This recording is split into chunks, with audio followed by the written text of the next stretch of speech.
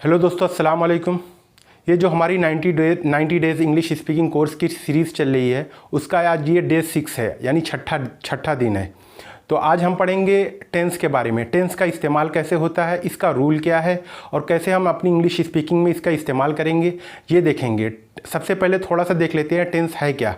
और ये तीन टेंस होते हैं, जैसे प्रेजेंट, पास्ट एंड फ्यूचर।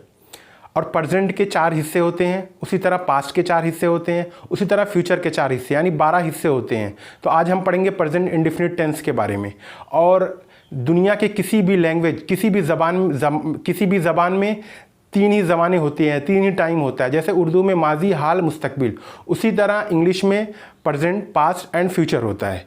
और ये बहुत इंपॉर्टेंट है। बगैर इसके जाने आप कभी इंग्लिश स्पीकिंग कर ही नहीं सकते। ना इंग्लिश ना लिख सकते हैं, ना बोल सकते हैं। ये बहुत ही इंपॉर्टेंट है। इसका रूल क्या है, ये जानना ज़रूरी है। और हम बहुत ज़्यादा ग्रामर की डीप में नहीं जाएंगे और न बहुत ज़्यादा कॉम्प्लिकेटेड ग्रामर आपको नहीं पढ़ाने जा रहा हूँ। ये बहुत ज़्यादा इजी तरीके से इसका क्या रूल है वो देखेंगे हम। तो आइए शुरू करते हैं। हम सबसे पहले प्रेजेंट इंडेफिनिट टेंस के बारे में पढ़ेंगे।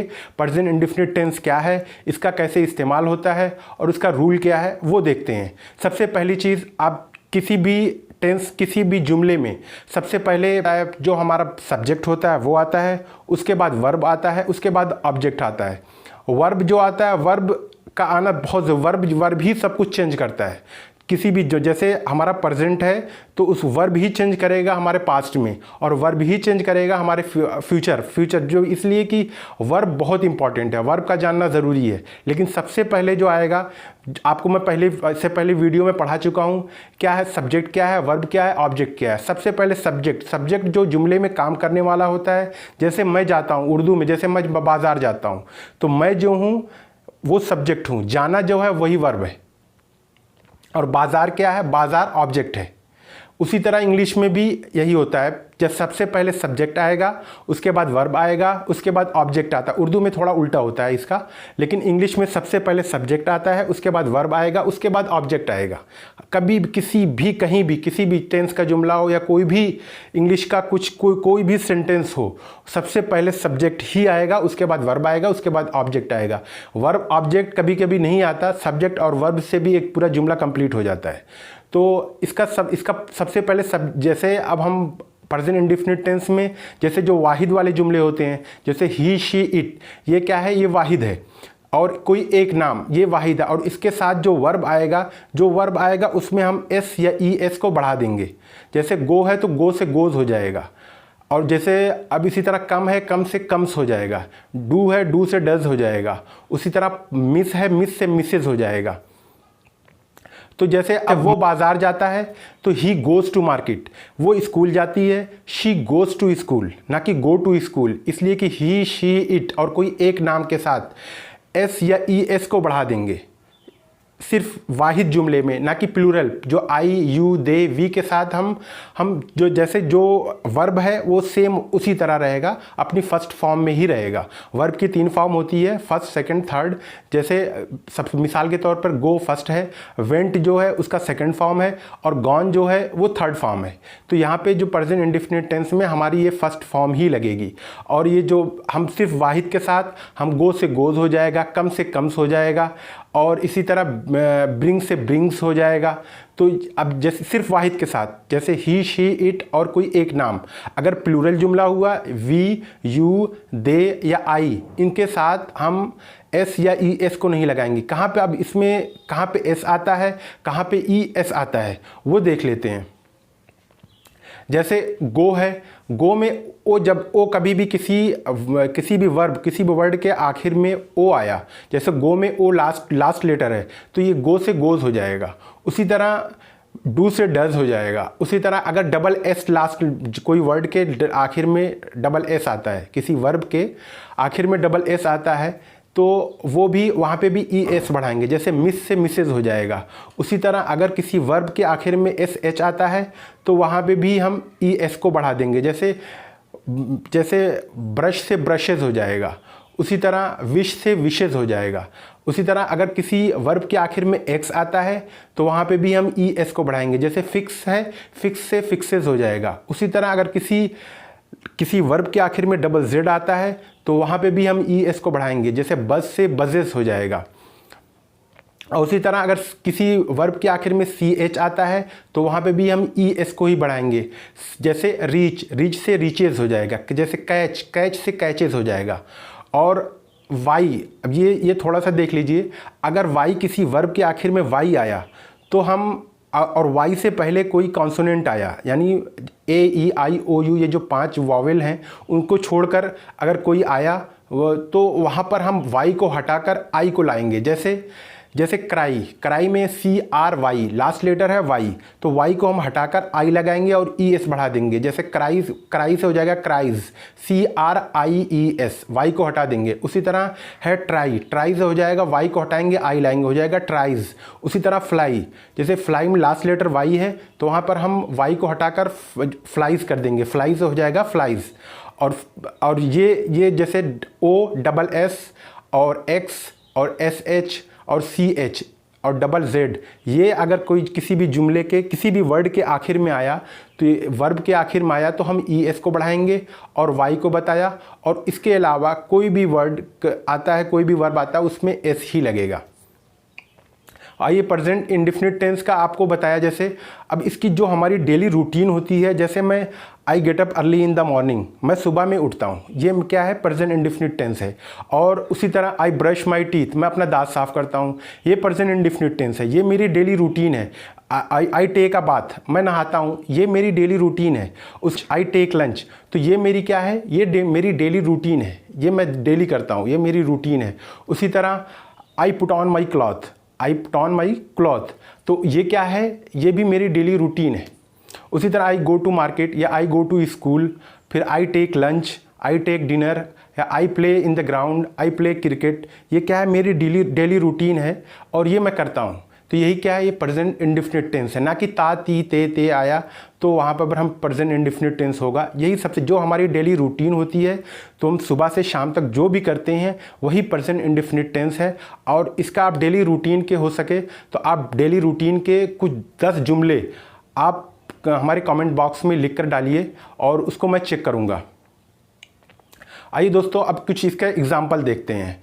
उससे पहले प्लीज़ हमारे चैनल को सब्सक्राइब कर लें और घंटी के निशान को दबाकर उस पर ऑल को क्लिक कर लें और वीडियो को लाइक और शेयर कर दें। चलिए कुछ एग्जाम्पल देख। तो ये कुछ एग्जाम्पल है। सबसे पहले हम वाहिद की एग्जाम्पल देखते हैं। जैसे वो बाज़ार जाता है, तो हम यहाँ पे वो जो है वाहिद है, यानी ही गोज़ टू मार्केट, यहाँ पे गो नहीं लगाएंगे, गोज़ लगाएंगे, यानी गो में ई एस को बढ़ा देंगे। और गो जो है, ये जो वर्ब है, इसका लास्ट लेटर है वो है, इसलिए ई एस आएगा। तो हम ये कर देंगे, गो से गोज़ हो जाएगा, क्योंकि ये ही क्या है, ये वाहिद है यानी सिंगुलर है। तो ये हो जाएगा ही गोज़ टू मार्केट, वो बाज़ार जाता है। उसी तरह वो स्कूल जाती है, यहाँ पे क्या लगाएंगे, शी गोज़ टू स्कूल, ना कि शी गो टू स्कूल लगाएंगे तो ये गलत हो जाएगा, इसलिए गो से गोज़ हो जाएगा क्योंकि ये वाहिद है। तो ये हो जाएगा शी गोज़ टू स्कूल। उसी तरह वो क्रिकेट खेलता है, यहाँ पे वो एक है और वाहिद है, इसलिए इसके लिए आएगा ही, और ही हो जाएगा ही प्लेज क्रिकेट। क्या हो जाएगा, ही प्लेज क्रिकेट। प्ले जो है प्ले से हो जाएगा, हम एस को बढ़ा देंगे, हो जाएगा प्लेज। ही प्लेज क्रिकेट, वो क्रिकेट खेलता है। उसी तरह वो चॉकलेट खाती है, तो यहाँ पे वो क्या है, अकेली है, वाहिद है और सिंगुलर है, तो ये हो जाएगा शी ईट्स चॉकलेट। क्या हो जाएगा, शी ईट्स, हमें एस को बढ़ा देंगे, ना कि शी ईट चॉकलेट। अगर शी ईट चॉकलेट लगाएंगे तो ये गलत हो जाएगा, तो हम ये लगाएंगे शी ईट्स चॉकलेट। उसी तरह वो रोज़ाना भूखता है, यहाँ पे हम कुत्ते की, भूखता कौन है, कुत्ता, तो जो वो के लिए यानी ये के लिए हम जो लगाएंगे इट लगाएंगे। कुत्ते के लिए जो उसका प्रोनाउन आया ये इट आएगा।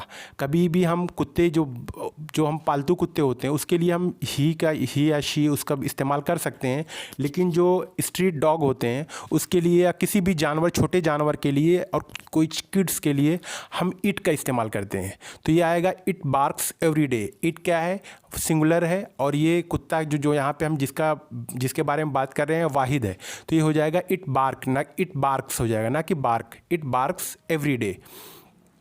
उसी तरह साजिद ऑफर्स नमाज, ना कि साजिद ऑफर नमाज। साजिद नमाज पढ़ता है, तो यहाँ पे ऑफर्स आएगा ना कि ऑफ़र आएगा। साजिद ऑफर्स नमाज।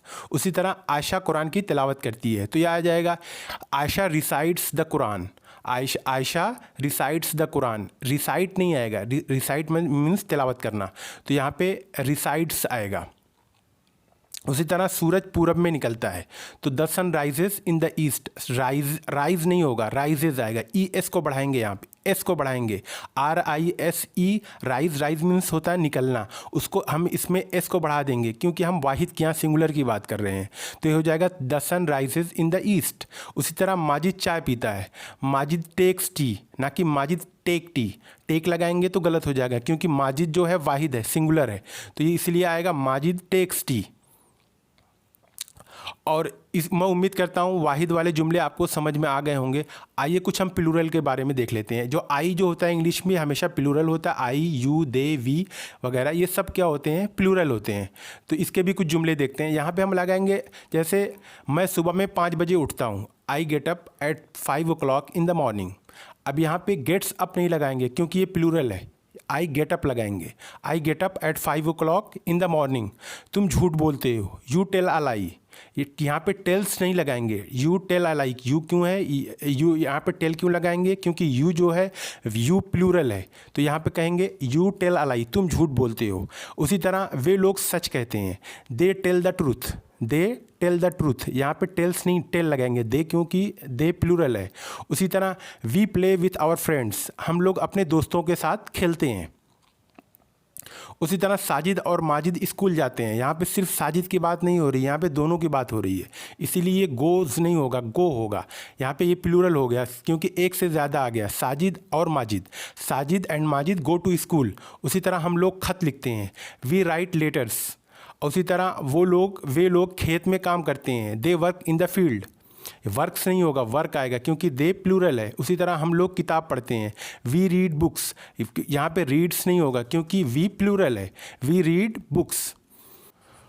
तो दोस्तों ये थी आज की हमारी वीडियो। हमारी जो इंग्लिश स्पीकिंग कोर्स की सीरीज़ चल रही है उसकी ये 6ठी वीडियो थी, और यहीं पर हम अपनी वीडियो को ख़त्म करते हैं और आगे इसी तरह के और वीडियो आएंगी। ये हमारा 90 डेज़ का कोर्स जो चल रहा है, बहुत जो इंग्लिश की सारी चीज़ें इसमें सब कुछ आपको हम बता देंगे ताकि आपको स्पीकिंग के लिए दिक्कत ना हो। और इसमें जितने वर्ड होते हैं लगभग 2000 वर्ड जो आएंगे, जो हमारी डेली हम अपनी रोज़मर्रा की ज़िंदगी में इस्तेमाल करते हैं, वो भी आपको हम इसमें हमारी जो 90 डेज़ की कोर्स की सीरीज़ है उसमें ये भी हम आपको बताएंगे ताकि आपको बहुत ज़्यादा दिक्कत ना हो, बहुत ज़्यादा वर्ड आपको याद ना करने पड़े। जो इम्पॉर्टेंट वर्ड है जो हम रोज़मर्रा की ज़िंदगी में बोलते हैं वही आपको मैं लिखवाऊँगा, और सारी चीज़ें आप नोट डाउन कर लीजिए, ये बहुत इंपॉर्टेंट है। और प्लीज़ हमारे चैनल को सब्सक्राइब कर लें और घंटी के निशान को दबा दें और वीडियो को लाइक और शेयर कर दें। Thank you so much.